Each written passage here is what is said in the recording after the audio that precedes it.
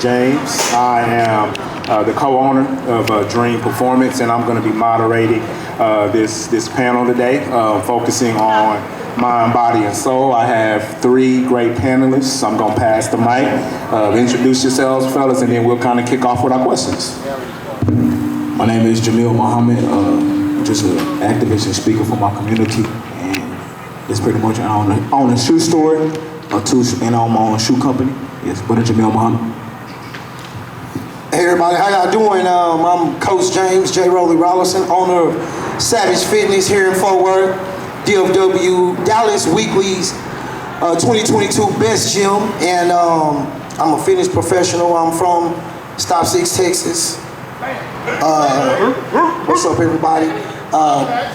Wildcats in the building. M.N. Walton, Dunbar 6th grade, Dunbar Middle, Dunbar High School, and Prairie View A&M University. And you know, I'm about health and fitness. Some of y'all might see me running on the east side, running through Fort Worth. You know, health and fitness is the name of the game, and I'm about it. So good morning, everybody. Good morning, everybody. My name is Hilton Young. I also go by the name GF Soldier. I'm a spoken word artist, poet. I'm also a licensed chemical dependency counselor, and I'm a therapist, psychotherapist, and from New Orleans, Louisiana. All right. As y'all can see, man, we got some heavy hitters on this panel, man. That's what's up. So one of the first questions I kind of want to ask you guys is, as a community activist, as a fitness trainer, as a therapist, what are some ways that you see that you support black men in obtaining their best overall self through wellness? What does that look like in each of the things that you guys do?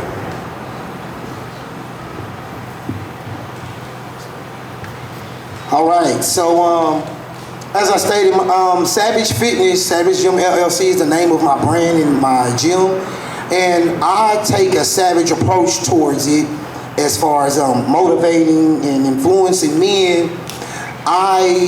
Number one, if you're a man, we have the title of protector and provider, and you can't do none of that if you can't move correctly or if you're not healthy. I mean, the fact of the matter is, if you had to run a mile to save your family, if you had to hunt for your food, if you had to lift something heavy to save a member of your family, could you do it?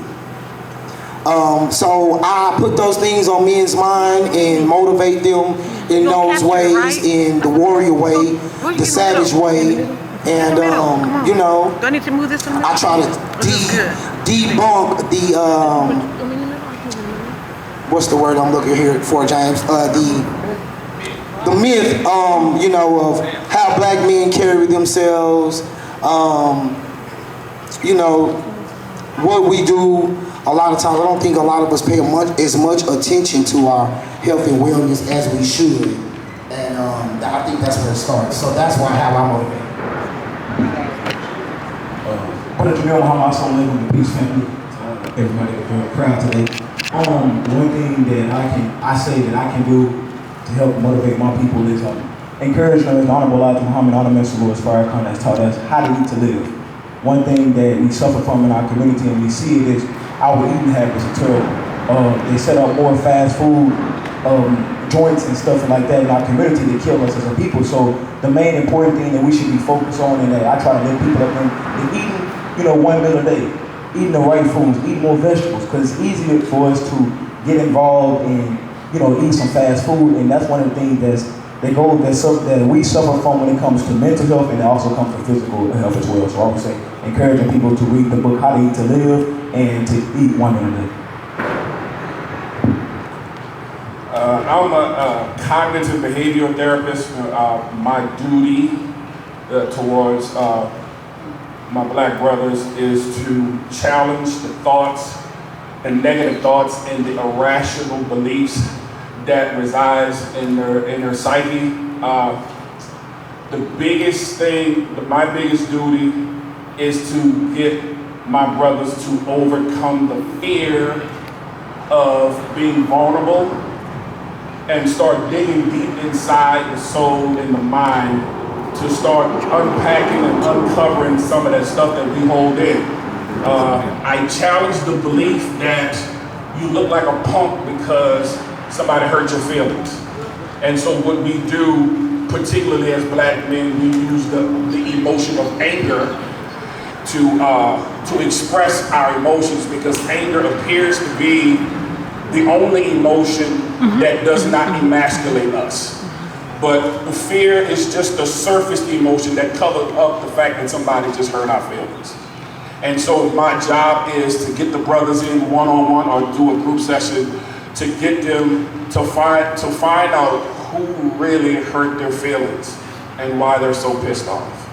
So that's my duty to the black man, because if we don't start getting this stuff out, it's going to be extremely toxic.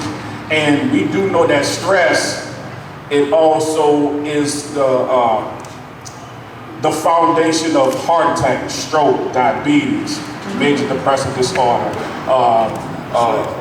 a decrease in your sex drive. It increases your anti-aging growth hormones, which means you age faster, which means you can be 37 going on 57, because we hold so much stuff in. So my job, my duty, and my task is to go deep beneath the surface and try to get to some uncharted territory that's never been explored by my brothers, because we do a good job of holding it in, sucking it up, being hard. And so my job is to unpack that and explore that and dissect that. Man, we can switch places. You can be the moderator if you want. Man, that was a great response. I appreciate that, man. Good, man. So, if you don't mind, I would kind of like to ask a question and really expound on that whole vulnerability. And, you know, one of the things that I've really kind of come to understand in my own personal growth and development as men, you know, and as leaders on this panel, one of the charges that we have is a call to be more vulnerable. And it's through vulnerability that we access our inner strength, and then it's through that vulnerability where we're also able to empower others. And so the question that I have for you, gentlemen, is what does it look like to be vulnerable for you? Have you faced any challenges with being vulnerable? So I guess there are two ways to kind of answer that question. But like, how are you as a man, you know, doing the work to really access that vulnerability that sometimes may be a challenge for all of us?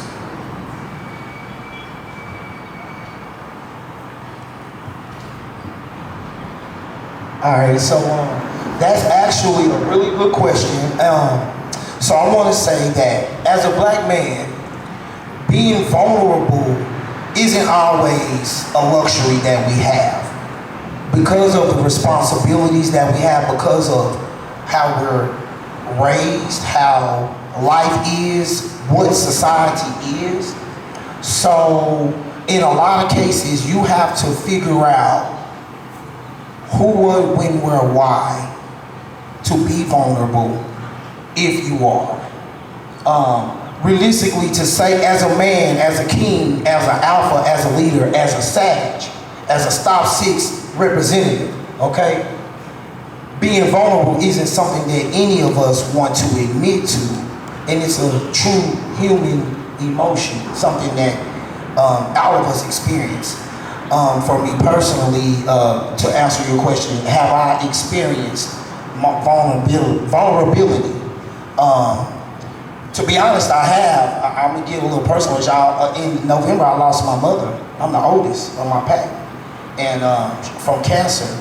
And we watched this happen, you know what I mean, over the last 2 years. And then followed by that, I lost a friend of mine because of health concerns. And then about a month later, I lost my grandmother. So as a trainer, in this tough time, at the same time we had to move my gym, you know, politics and things. So I personally was going through a lot, and because my power, my outlet is health and fitness, I mean, I spent a lot of time in the gym on the back, running. One thing I know is I run a lot of different places. And you don't see a lot of dreadlock, tattooed, athletic, goatee wearing black men running for no reason, just running in the hood. You know what I mean? So for me, that's an outlet of mine. Fitness, working out. I mean, it gives me a different, a natural high, and so many things and so many levels and activities in fitness that you can do that'll take your mind off of it. Before you know it, you'll fall out before you know what I mean, if you're in that zone. For me, like I said, everything is about handling things savagely, and in handling things savagely, you have to balance and be fair to yourself and your emotions and who you are. So, fitness is definitely an outlet for me in how I've handled my own issues in life as a man. And at the same time, I encourage y'all all. I did have challenges in doing that. There have been times I've had to take, time to myself, but that's what that time is for. And, because of that, I have to stay hydrated. You can't do a lot of that running like that, eating McDonald's and burgers and French fries and stuff. So, you know what I mean? Along the process, after you make it through whatever you're going through, you grow from it. And, in that process, my run times got faster, I lost a little extra weight, my abs got more visible, so, adapt and overcome. The biggest thing for me in terms of vulnerability, my biggest trial, and the biggest trial that I see, that I notice with a lot of the brothers I talk to, is changing the perspective of how you see vulnerability. Vulnerability is not weakness. Vulnerability is actually strength. Vulnerability is actually courage. And it's the courage to tell your whole story with your whole heart. So it's not until I begin to start practicing vulnerability that I discovered, through me sucking it up, being hard and not trying to act like a punk, I discovered how weak I really was because of my fear to not look like a certain thing in front of people. So unconditional self-acceptance is what had to take place in order for me to be okay with being vulnerable. So you have to accept those parts of yourself that you're not okay with. That darker side of yourself, you have to start loving that part of yourself too, and not hating it. We hate the parts of ourselves, and because we do that, we hide those parts of ourselves. And I had to become more acquainted with that part of myself, because if you do not become acquainted with who you are from a darker perspective, you're going to continue to deal with the trials and tribulations that you deal with. You're going to continue to experience high stress, high anxiety, because you're still hiding that part of you that also needs to be exposed. It's because of my vulnerability that I was able to start writing poetry. And we all do know that gifts makes room for you, and the poetry that I wrote in terms of vulnerability has catapulted me into other areas of the country, other areas of the world, and I have achieved international status because I was able to be honest and upfront with who I am holistically. So we got to start being unconditionally accepting of ourselves from that perspective in order to be able to take care of the problem. You cannot change what you don't acknowledge. So if your feelings are hurt, somebody has broken you, somebody has done something to you that you're embarrassed to talk about, you have to get over that part of yourself and accept that that part of yourself will exist, and you will not solve the problem until you admit that you have one. There's a quote that says, in order for you to be healed, you must be willing to admit that you're sick.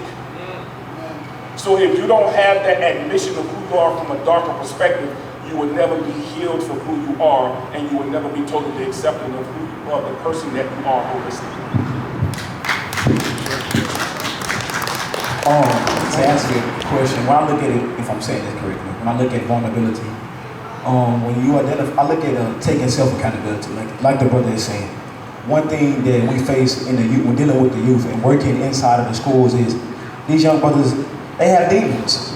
And the only way that we overcome our demons is to first identify the demon and to admit that you have one.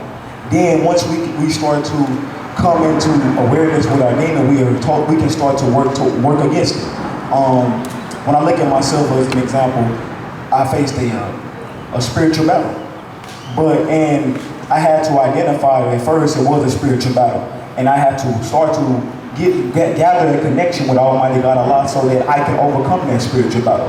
And those things right there is one, I knew that I was in the battle. Two, I recognized who was the source of strength in the battle that could get me out of the battle. And then the third thing was I was able to overcome it. So we have to understand that, like the brother's saying, we got to identify these demons that we're facing. We can't run from them because they'll follow us wherever you go. You know, it doesn't matter what you do. If you don't face what's inside of you, you will never be able to be the man that you're supposed to be. And we are gods by nature. And the more that we continue to come into that godly mind, that godly spirit, we will continue to start to overcome all the things that we currently face in our community. There's nothing that holds us back but ourselves. And so the more we start to realize that, we will start to be the overcomers, as the Honorable Minister Louis Farrakhan tells us. You know, the great philosopher Sean Carter said on 444, what's it? You can't heal what you don't reveal. Yeah, I think you fellas got hit that on the head with that last question. And you know, I'll go ahead and answer before I get into our last question. You know, what vulnerability has looked like for me is actually showing up as my true, authentic self in spaces where there are not a lot of people like me or look like me. What that means is sometimes I might not code switch. I might leave off the G on the ing words, or I might, throw in a little AAVE, African American Vernacular English. I think that's, I might throw in a little bit of that in some of my meetings.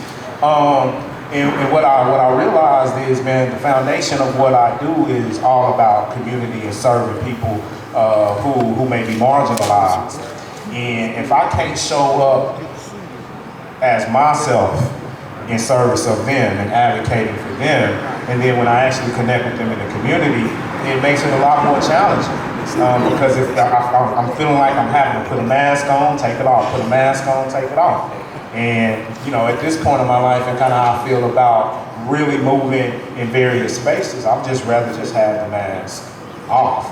And to that end, one of the ways that I found myself expressing myself or really showing up is this septum ring.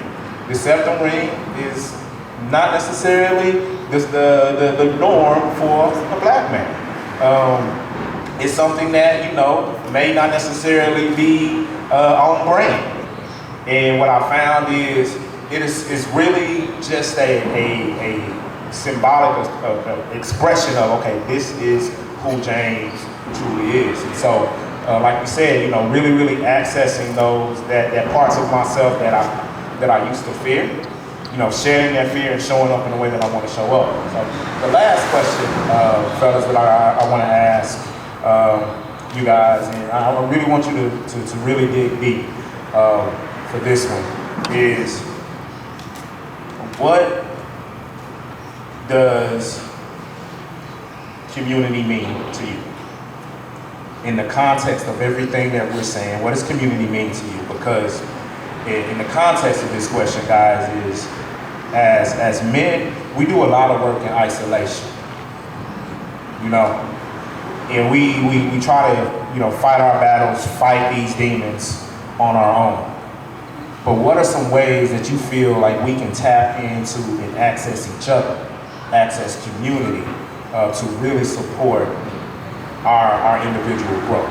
So how can we access community to really help each other grow and heal? Anybody want to start?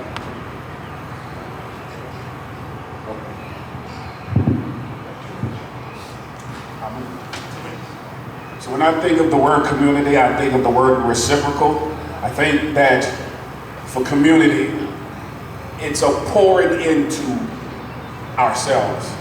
And in pouring to ourselves, we pour into each other. And I think that the word reciprocal, that we have to be willing to provide the reciprocal of pouring into each other And that means encouraging, uplifting, and helping the person to persevere through those trying, hard obstacles, the trials of life and the trials and tribulations of life.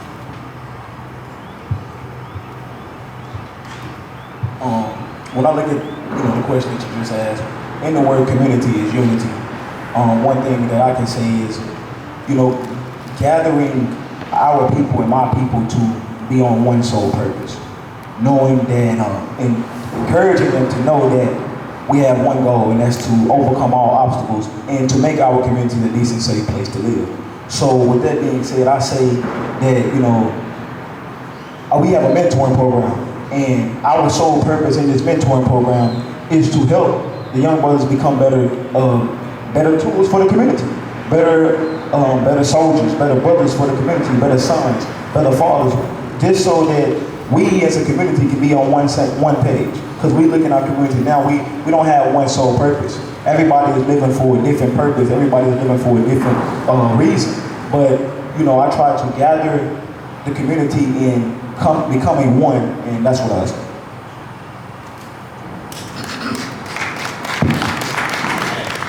It's hard to follow such good answers, but I'll keep it simple. The wolf is only as strong as the pack, and the pack is only as strong as the wolf. So,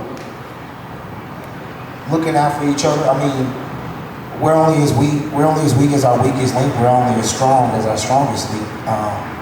In unity, sticking together, looking out for one another, having morals, living within bounds, teaching lessons, learning lessons, changing the things that using our powers. Each one of us has a different power we're naturally blessed with and born with, and use your powers for good. You know what I mean? That's what we do here. That's what we do. Those who are on this panel, professionally, personally, occupationally. So, like I said, using your powers for good, staying within bounds, looking at morals. The world not gonna look at morals the same way we do. It's in our nature to have morals and live life accordingly and stay in bounds, despite the influences of the world and other things. So, as I started this answer, I'll say it again: the wolf is only as strong as the pack, and the pack is only as strong as the wolf. So, balancing each other out, staying in bounds, and keeping it morally right. And as men, I feel like if we do that and we start our building blocks that way, then everything else can be built on top of that. All right, y'all, that is going to wrap up our mind, body, and soul panel. Let's go ahead and give our panelists a hand, y'all. And, we got Mr. Mike Quinn coming up to move us on to the next program. Folks, one more time for this wonderful panel.